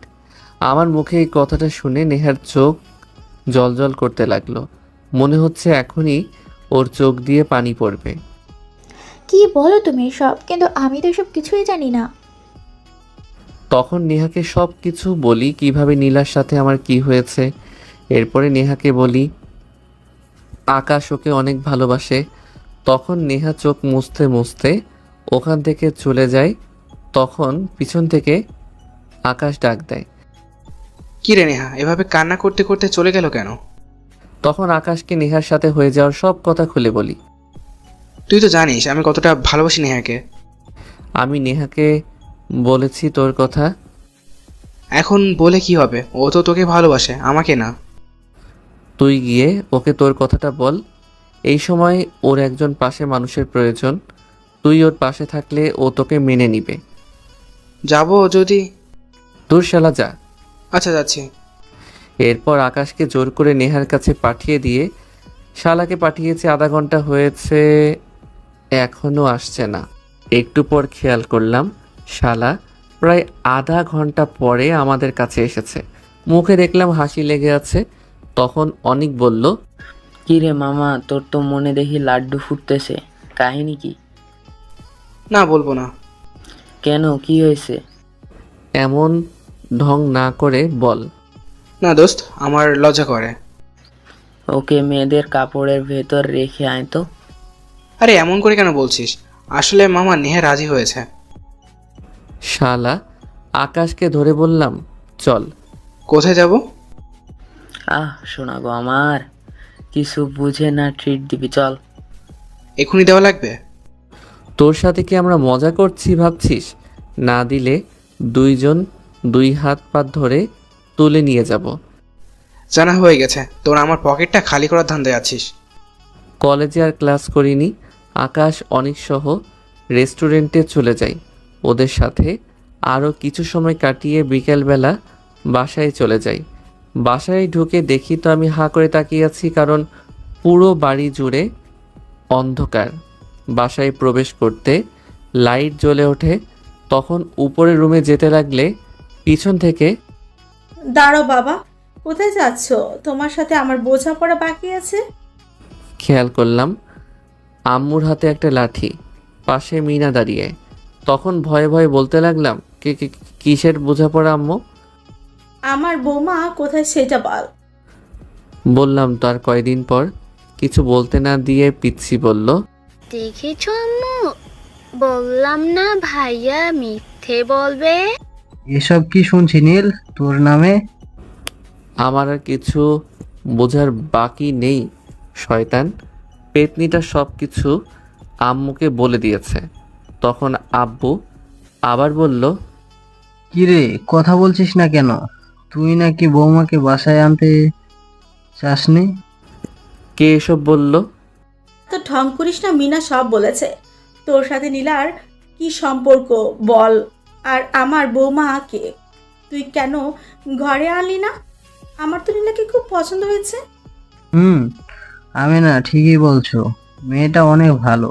আমার ঘরে আসলে আমাদের এই ছাগল ছেলেটাকে মানুষ করতে পারবে।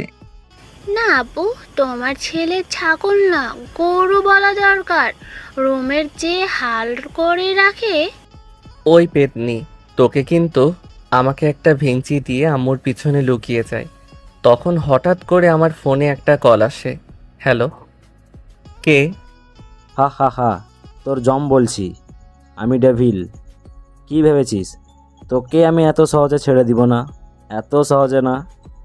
তোকে 12 ঘন্টা সময় দিচ্ছি, এর মধ্যে তুই যদি না আসিস তাহলে তোর বউকে আমি শেষ করে দিব। ডেভিল, তোকে আমি ছাড়বো না।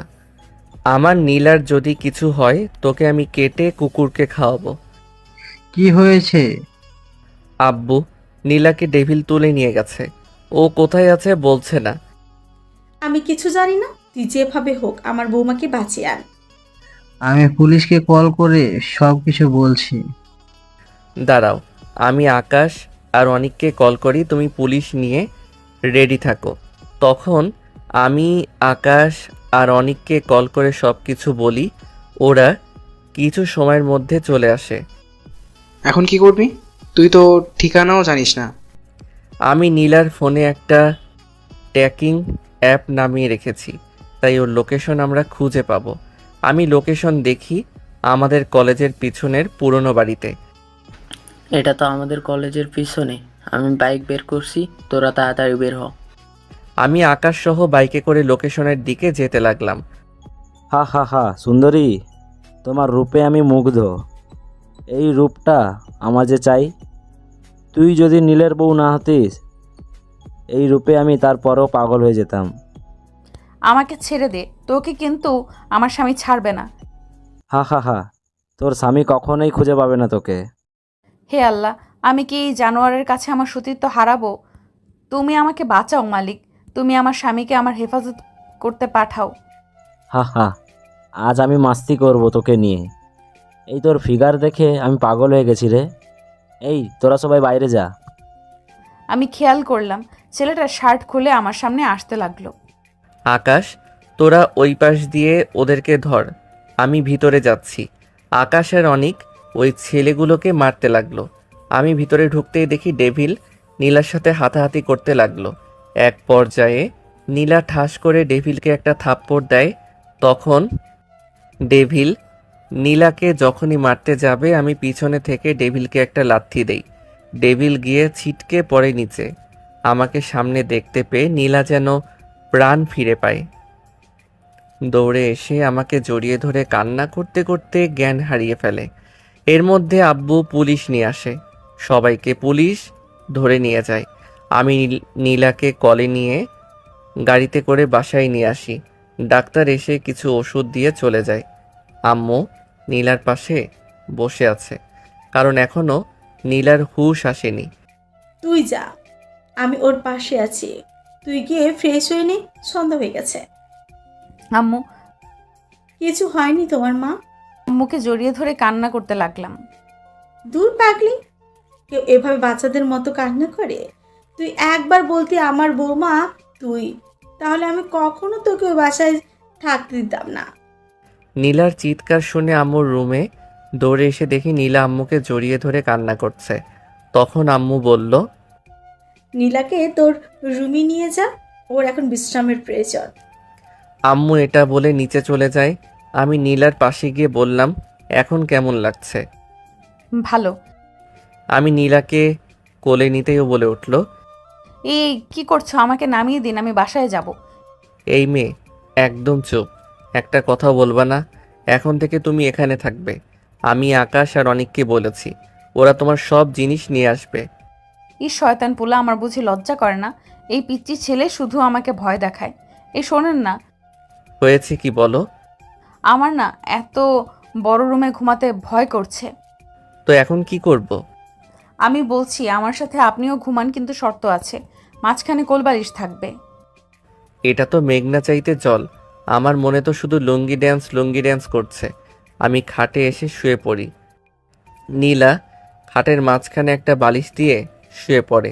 রাতে প্রচণ্ড পরিমাণ ঝড় আসে। ঝড়ে বিদ্যুতের শব্দে নীলা আমাকে জড়িয়ে ধরে ভয়ে। ইস, রাতে আমি মনে হয় ওনাকে জড়িয়ে ধরে শুয়েছিলাম। কি যে লজ্জা লাগছে। তখনই দেখি কেউ ভেতরে প্রবেশ করছে। ভাবি, তুমি উঠেছো? জানতাম তুমি উঠবে। কেন তোমার ভাই উঠবে না? বাংলাদেশের যুদ্ধ লাগবে, ওর খবর থাকবে না। তুমি বলছো ওর ওঠার কথা? তোমার ভাই অনেক ফাজিল, তাই না? আমি ঘুমের ভান করে মিনার সব কথাই শুনছি। মিনা, পেতনি, তোকে আমি ছাড়ছি না। আমার নামে মিথ্যা অপবাদ দিস তুই আমার একমাত্র বউয়ের কাছে। ছাড়ো তো আমার গাধা ভাইটার কথা। তোমাকে আম্মু নিচে নাস্তা করতে ডাকছে। তোমার ভাই গাধা। তাই না তো কি? আমি এটাই। ভাবিও তোমাকে পটালো কি করে? একটু পর খেয়াল করলাম নীলা ও মিনা নিচে চলে যায়। তারপর আমি বিছানা ছেড়ে উঠি। ওয়াশরুমে গিয়ে ফ্রেশ হয়ে নিচে এসে দেখি নীলা নেই।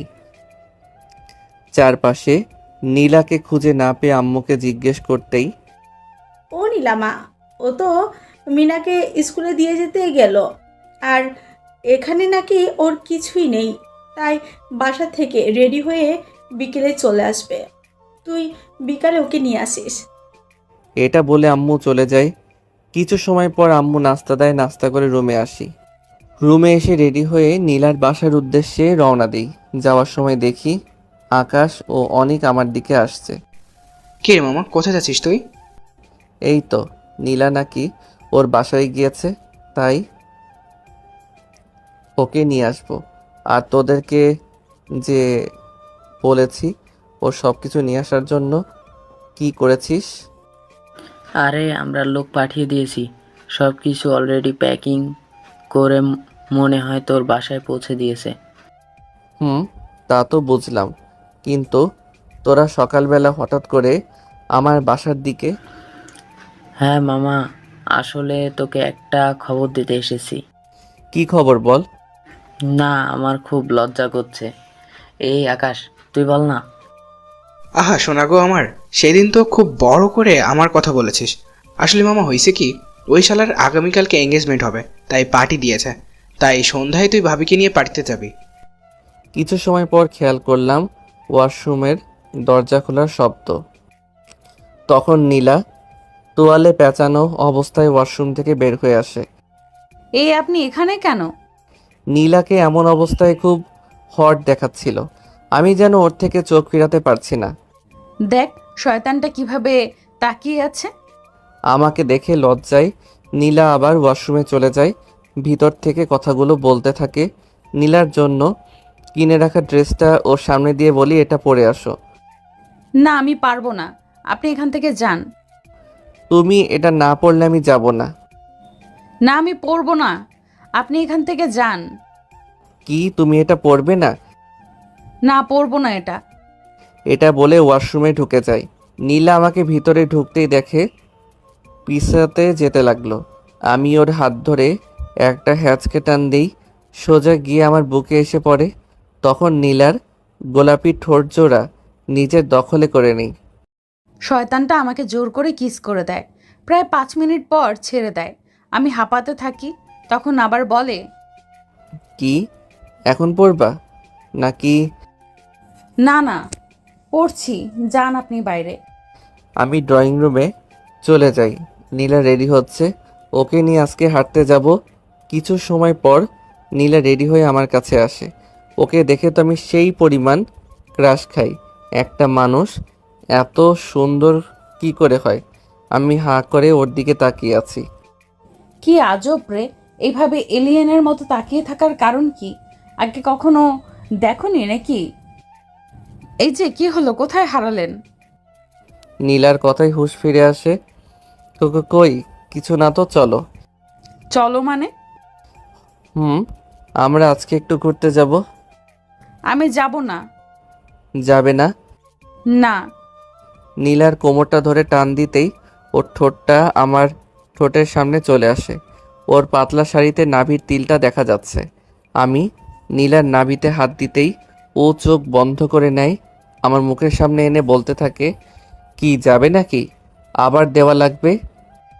না না, আমি যাচ্ছি। এই তো লক্ষ্মী মেয়ের মতো রাজি হয়ে গেলে। তখন নীলাকে নিয়ে রিকশায় করে সারাদিন ঘোরাঘুরি করি। সন্ধ্যার সময় ওকে নিয়ে একটা শপিং মলে ঢুকতেই, এখানে কেন নিয়ে আসলেন? আরে ভিতরে আসো, ভয় পাওয়ার কিছু নেই। আমি আগে কখনো এত বড় শপিং মলে আসিনি। উনি আমাকে জোর করে শপিং মলের ভেতরে নিয়ে যায়। নীলাকে একটা দোকানে নিয়ে অনেকগুলো শাড়ি দেখাতে থাকি। অনেক খোঁজার পর আমার আর নীলার জন্য এক কালারের একটি শাড়ি আর পাঞ্জাবি নেই। এরপর দোকান থেকে বাসায় চলে আসি নীলাকে সাথে নিয়ে। পিছনে আসার সময় নীলা কিছু বলতে চেয়েছিল, কিন্তু ওকে কিছু না বলতে দিয়ে চলে আসি। বাসায় আসতেই আম্মু, কিরে সারাদিন কোথায় ছিলি? তোকে কয়বার আকাশ আর অনেক কল করেছে, তুই ধরলি না? ফোনটা হাতে নিয়ে দেখি ফোনটা অফ হয়ে আছে। তখন আম্মু আবার, নীলাকে নিয়ে যে আজকে অনেকের এঙ্গেজমেন্টে যাওয়ার কথা ছিল, এখন যা নীলাকে নিয়ে ওপরে যা। আর নীলামা, তুমি রেডি হয়ে নাও, তোমরা আজকে একটা পার্টিতে যাবে। জি আম্মু। আমি আম্মুর রুমে গিয়ে আমার আগের কোন ড্রেসটা নতুন আছে দেখছি, কারণ ওখানে সবাই বড়লোকের ছেলে মেয়েরা যাবে, কিন্তু আমার তো কোনো দামি ড্রেস নেই। তখনই দেখি দরজা খোলার শব্দ। তুমি আম্মুর রুমে কি করো? আমি তো আম্মুর রুমে সব কিছু রাখছি। এটা বলা মাত্র শয়তানটা রাগে চোখে আমার দিকে তাকালো। আমি ভয়ে বললাম, কেন, কি হয়েছে? নীলার হাত ধরে টান দিয়ে উপরে আমার রুমে নিয়ে আসি। নীলাকে রুমে নিয়ে এসে শপিং মল থেকে আনা শাড়িটা দিয়ে বলি, এটা গিয়ে পরে আসো। না, আমি যাব না। নীলার হাতটা দেয়ালের সাথে চেপে ধরতেই বলে ওঠে, আউচ, প্লিজ ছাড়ুন, ব্যথা করছে। নীলার ফর্সা হাত চেপে ধরার কারণে ওর হাত লাল হয়ে যায়। না, আগে বলো পরে আসবে। আপনি ছাড়ুন, আমি যাচ্ছি। নীলা ওয়াশরুমে চলে যায় ড্রেস চেঞ্জ করতে। আমি রুমে বসে ব্যাগ থেকে নীলার সাথে ম্যাচিং করা পাঞ্জাবিটা নিয়ে পরে নিচে এসে অপেক্ষা করতে থাকি। একটু সময় দেখলাম নীলা নীল শাড়িটা পরে নিচে নামছে। ওকে দেখতে একদম পরীর মতো লাগছে। আমি তো ওর দিক থেকে চোখ ফেরাতে পারছি না। নীলাকে নিয়ে গাড়ি করে অনেকের পার্টিতে চলে যাই। ওখানে পৌঁছে দেখি অনেক দাঁড়িয়ে আছে। আমাকে দেখতেই কাছে এসে বলল, তোরা এখন আসার সময় হলো? আমার কাজিনরা সবাই তোকে দেখার জন্য দাঁড়িয়ে আছে। আমি নীলাকে একটা টেবিলে বসিয়ে দিয়ে অনেকের কাজিনদের সাথে দেখা করতে গেলাম। আমি খেয়াল করলাম আমি মেয়েগুলোর কাছে যেতেই তখনই নীলা আমার পিছু পিছু আসতে লাগলো। তাই ওকে আরও একটু রাগানোর জন্য অনেকের কাজিনদের সাথে হেসে হেসে কথা বলতে লাগলাম। জীবনে কি ছেলে দেখেনি যে আমার পিচ্চি জামাইকে নিয়ে ওদের এমন করতে হবে? আমি পিছনে লক্ষ্য করলাম নীলা রেগে গজগজ করতে করতে পেছনে একটা টেবিলে এসে বসলো। আমি ফারজানার সাথে কথা বলছিলাম, তখন আকাশ এসে বলল, নীল, কাম তো সারছে। ভাবি তো তোর এসব দেখে রাগের মাথায় জুস ভেবে হুইস্কি খেয়ে ফেলছে। আমি গিয়ে দেখি নীলা মাতলামো করছে। তখন কোনো রকম নীলাকে গাড়িতে উঠিয়ে বাসায় নিয়ে আসি, কোলে করে রুমে নিয়ে যাই। রুমে যাওয়ার পরে নীলা মাতাল অবস্থায় বলতে লাগলো, এই এই এইদিকে, আমি কি দেখতে হট না? তুমি তো খুব সুন্দরী। তাহলে তুই ওই মেয়েগুলোর সাথে এভাবে মিশতে গেলি কেন? আমাকে কিস কর। না ম্যাম, আমি পিচ্ছি, ছেড়ে দেন। চুপ, তোকে আমি আজ ছাড়বো না। আজকে তোকে আমি রোমান্টিক অত্যাচার করব। নীলার এসব কথা শুনে আমি ফোন বের করে সব ভিডিও করে রাখি। এরপর নীলা আমার উপর ঝাঁপিয়ে পড়ে। বাকি কথাটা না হয় ইতিহাস থাকুক। ইস, রাতে ওদের এখানে কি একটা নতুন জুস খাওয়ার পর আমার মাথাটা প্রচুর পরিমাণ ঘুরছিল। সকালবেলা নীলার দিকে তাকিয়ে দেখি ওর শরীরে এমন অবস্থা দেখে কান্না চোখে বলতে লাগলো, এ এ আপনি আমার সাথে রাতে জোর করে কি করেছেন? আমি করেছি? আমি এসব কিছুই বুঝি না, আমি পিচ্ছি। একদম নাটক করবেন না। আপনি আমার সাথে এমন কেন করলেন? জানি আমি, ওকে এখন বোঝানো সম্ভব না। গতকাল রাতে কি হয়েছে তাই গতকাল রাতে ফোনের মধ্যে ভিডিও করার সেই ভিডিওটা ওকে দেখাই। এরপরে চুপ হয়ে বসে থাকে, আর কোনো কথা বলে না। আমি রুম থেকে চলে যাই।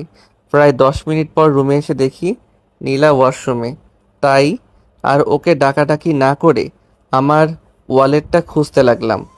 হঠাৎ করে একটা ডায়েরি সামনে এসে পড়ে। উপরে লেখা আছে আমার জীবন। বুঝতে বাকি রইল না এটা নীলার ডায়েরি। তাই ডায়েরিটা নিয়ে ছাদে চলে যাই। ওখানে গিয়ে ডায়েরিটা খুলি, তখন ডায়েরিটায় লেখা, আমি যখন খুব ছোট তখন আমার বাবা মারা যায়। তখন মা ও এই পৃথিবীতে আমাকে ছেড়ে চলে যায়। আমি তখন একা হয়ে যাই। ওই একাত্ম জীবনে আমার প্রিয় বলতে আমার খালাই আছে। মাত্র 8 বছর বয়সে নিজের মা বাবাকে হারাই। খালা অনেক কষ্ট করে মাধ্যমিকটা শেষ করায়, কিন্তু আমি যে হতভাগী, আমার জীবনে কেউ থাকে না। একসময় আমার খালাও অসুস্থ হয়ে মারা যায়। নিজে অনেক কষ্ট করে পড়াশোনাটা শেষ করি। সব সময় আল্লাহর কাছে চেয়েছি আমার জীবনের জন্য এমন একজনকে দেওয়ার জন্য যে আমাকে সব সময় বুঝবে, আমাকে ভালোবাসবে। আল্লাহ আমার কথাটা রেখেছে। নীল খুব ভালো একটা ছেলে, আমার জুনিয়র হলেও আমাকে খুব ভালোবাসে, কিন্তু ওকে আমি মেনে নিতে পারবো না, কারণ ওর বাবা মা আমাকে ওদের ছেলের বউ হিসেবে মানবে না, কারণ আমি যে এতিম। আজকে আমি খুব খুশি, কারণ আমার জীবনে যা পাইনি তা আমার স্বামী আমাকে দিয়েছে। সব সময় চেয়েছি নিজের শ্বশুর শাশুড়িকে মায়ের মতো দেখব। আল্লাহ হয়তো আমার কথা রেখেছে। আমি একজন মা ও বাবা পেয়েছি। ও যেন বোঝে না আমি ওকে অনেক ভালোবাসি। ও কেন বোঝে না আমি ওকে এত ভালোবাসি? কিন্তু আমারও তো ইচ্ছে আমাকে কেউ রোম্যান্টিকভাবে প্রপোজ করুক। যতদিন না ও আমাকে প্রপোজ করছে আমি রাজি হব না। বলে দিলাম শয়তান পোলা। লাস্ট পেজ, আর কিছু লেখা নেই। নীলার জীবনে অনেক কষ্ট, তাই ওয়াদা করলাম কখনো ওকে কষ্ট পেতে দিব না। নীলার জন্য অনেক আগে একটা ডায়মন্ড রিং কিনে রেখেছিলাম। ওটা বের করে হাতে নিয়ে রুমের দিকে পা বাড়াই। রুমে গিয়ে দরজা নক করে ভিতরে প্রবেশ করতেই দেখি নীলা রেডি হচ্ছে কলেজে যাওয়ার উদ্দেশ্যে। ওর সামনে এসে বললাম, চোখ বন্ধ করো। কেন? তোমাকে চোখ বন্ধ করতে বলেছি। না, করব না বন্ধ। ওই তুই চোখ বন্ধ করবি? কোমরটা চেপে ধরে বললাম। করছি তো, এমন রাগ দেখান কেন? আমিও কলেজে দেখাবো শয়তান পোলা আমি কি করতে পারি। নীলা চোখ বন্ধ করতেই আমি ওর সামনে হাঁটু গেড়ে বসে বলতে লাগলাম, যদি কখনো হারিয়ে যাই ওই দূর তারার দেশে, তখনও কি তুমি খুঁজবে আমায় হাত বাড়িয়ে ভালোবেসে? যদি কোনো দিন নিভে যায় আমার আশার প্রদীপ, তুমি কি তখন জ্বালাবে আলোর দ্বীপ?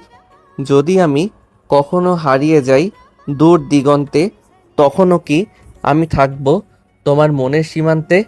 বাসবি কি ভালো, থাকবি কি সারা জীবন? নীল নীলান্তে বাসছি ভালো, বাসতে চাই তোমাকে সারাটা জীবন প্রিয়। ভালোবেসে হাত বাড়িয়েছি, ধরবে কি হাত? কথা দিচ্ছি জীবনে যত ঝড় তুফান আসুক না কেন, ছাড়বো না তোমার হাত। তখন নীলা আমাকে জড়িয়ে ধরে কান্না করতে করতে বলতে লাগলো, আমিও তোমায় বড্ড ভালোবাসি গো। নীলা আমাকে শক্ত করে জড়িয়ে ধরে আছে, যেন আমি কোথাও হারিয়ে যাব তার ভয়ে। পাগলিটা সিনিয়র হলেও সত্যি বাচ্চার মতো। এখন তোমরা কি বিয়ে করতে চাও? সিনিয়র আপু বা ম্যাডামদের কমেন্ট করে জানাবে। আর এমন গল্প চাও কিনা তাও বলতে ভুলবে না।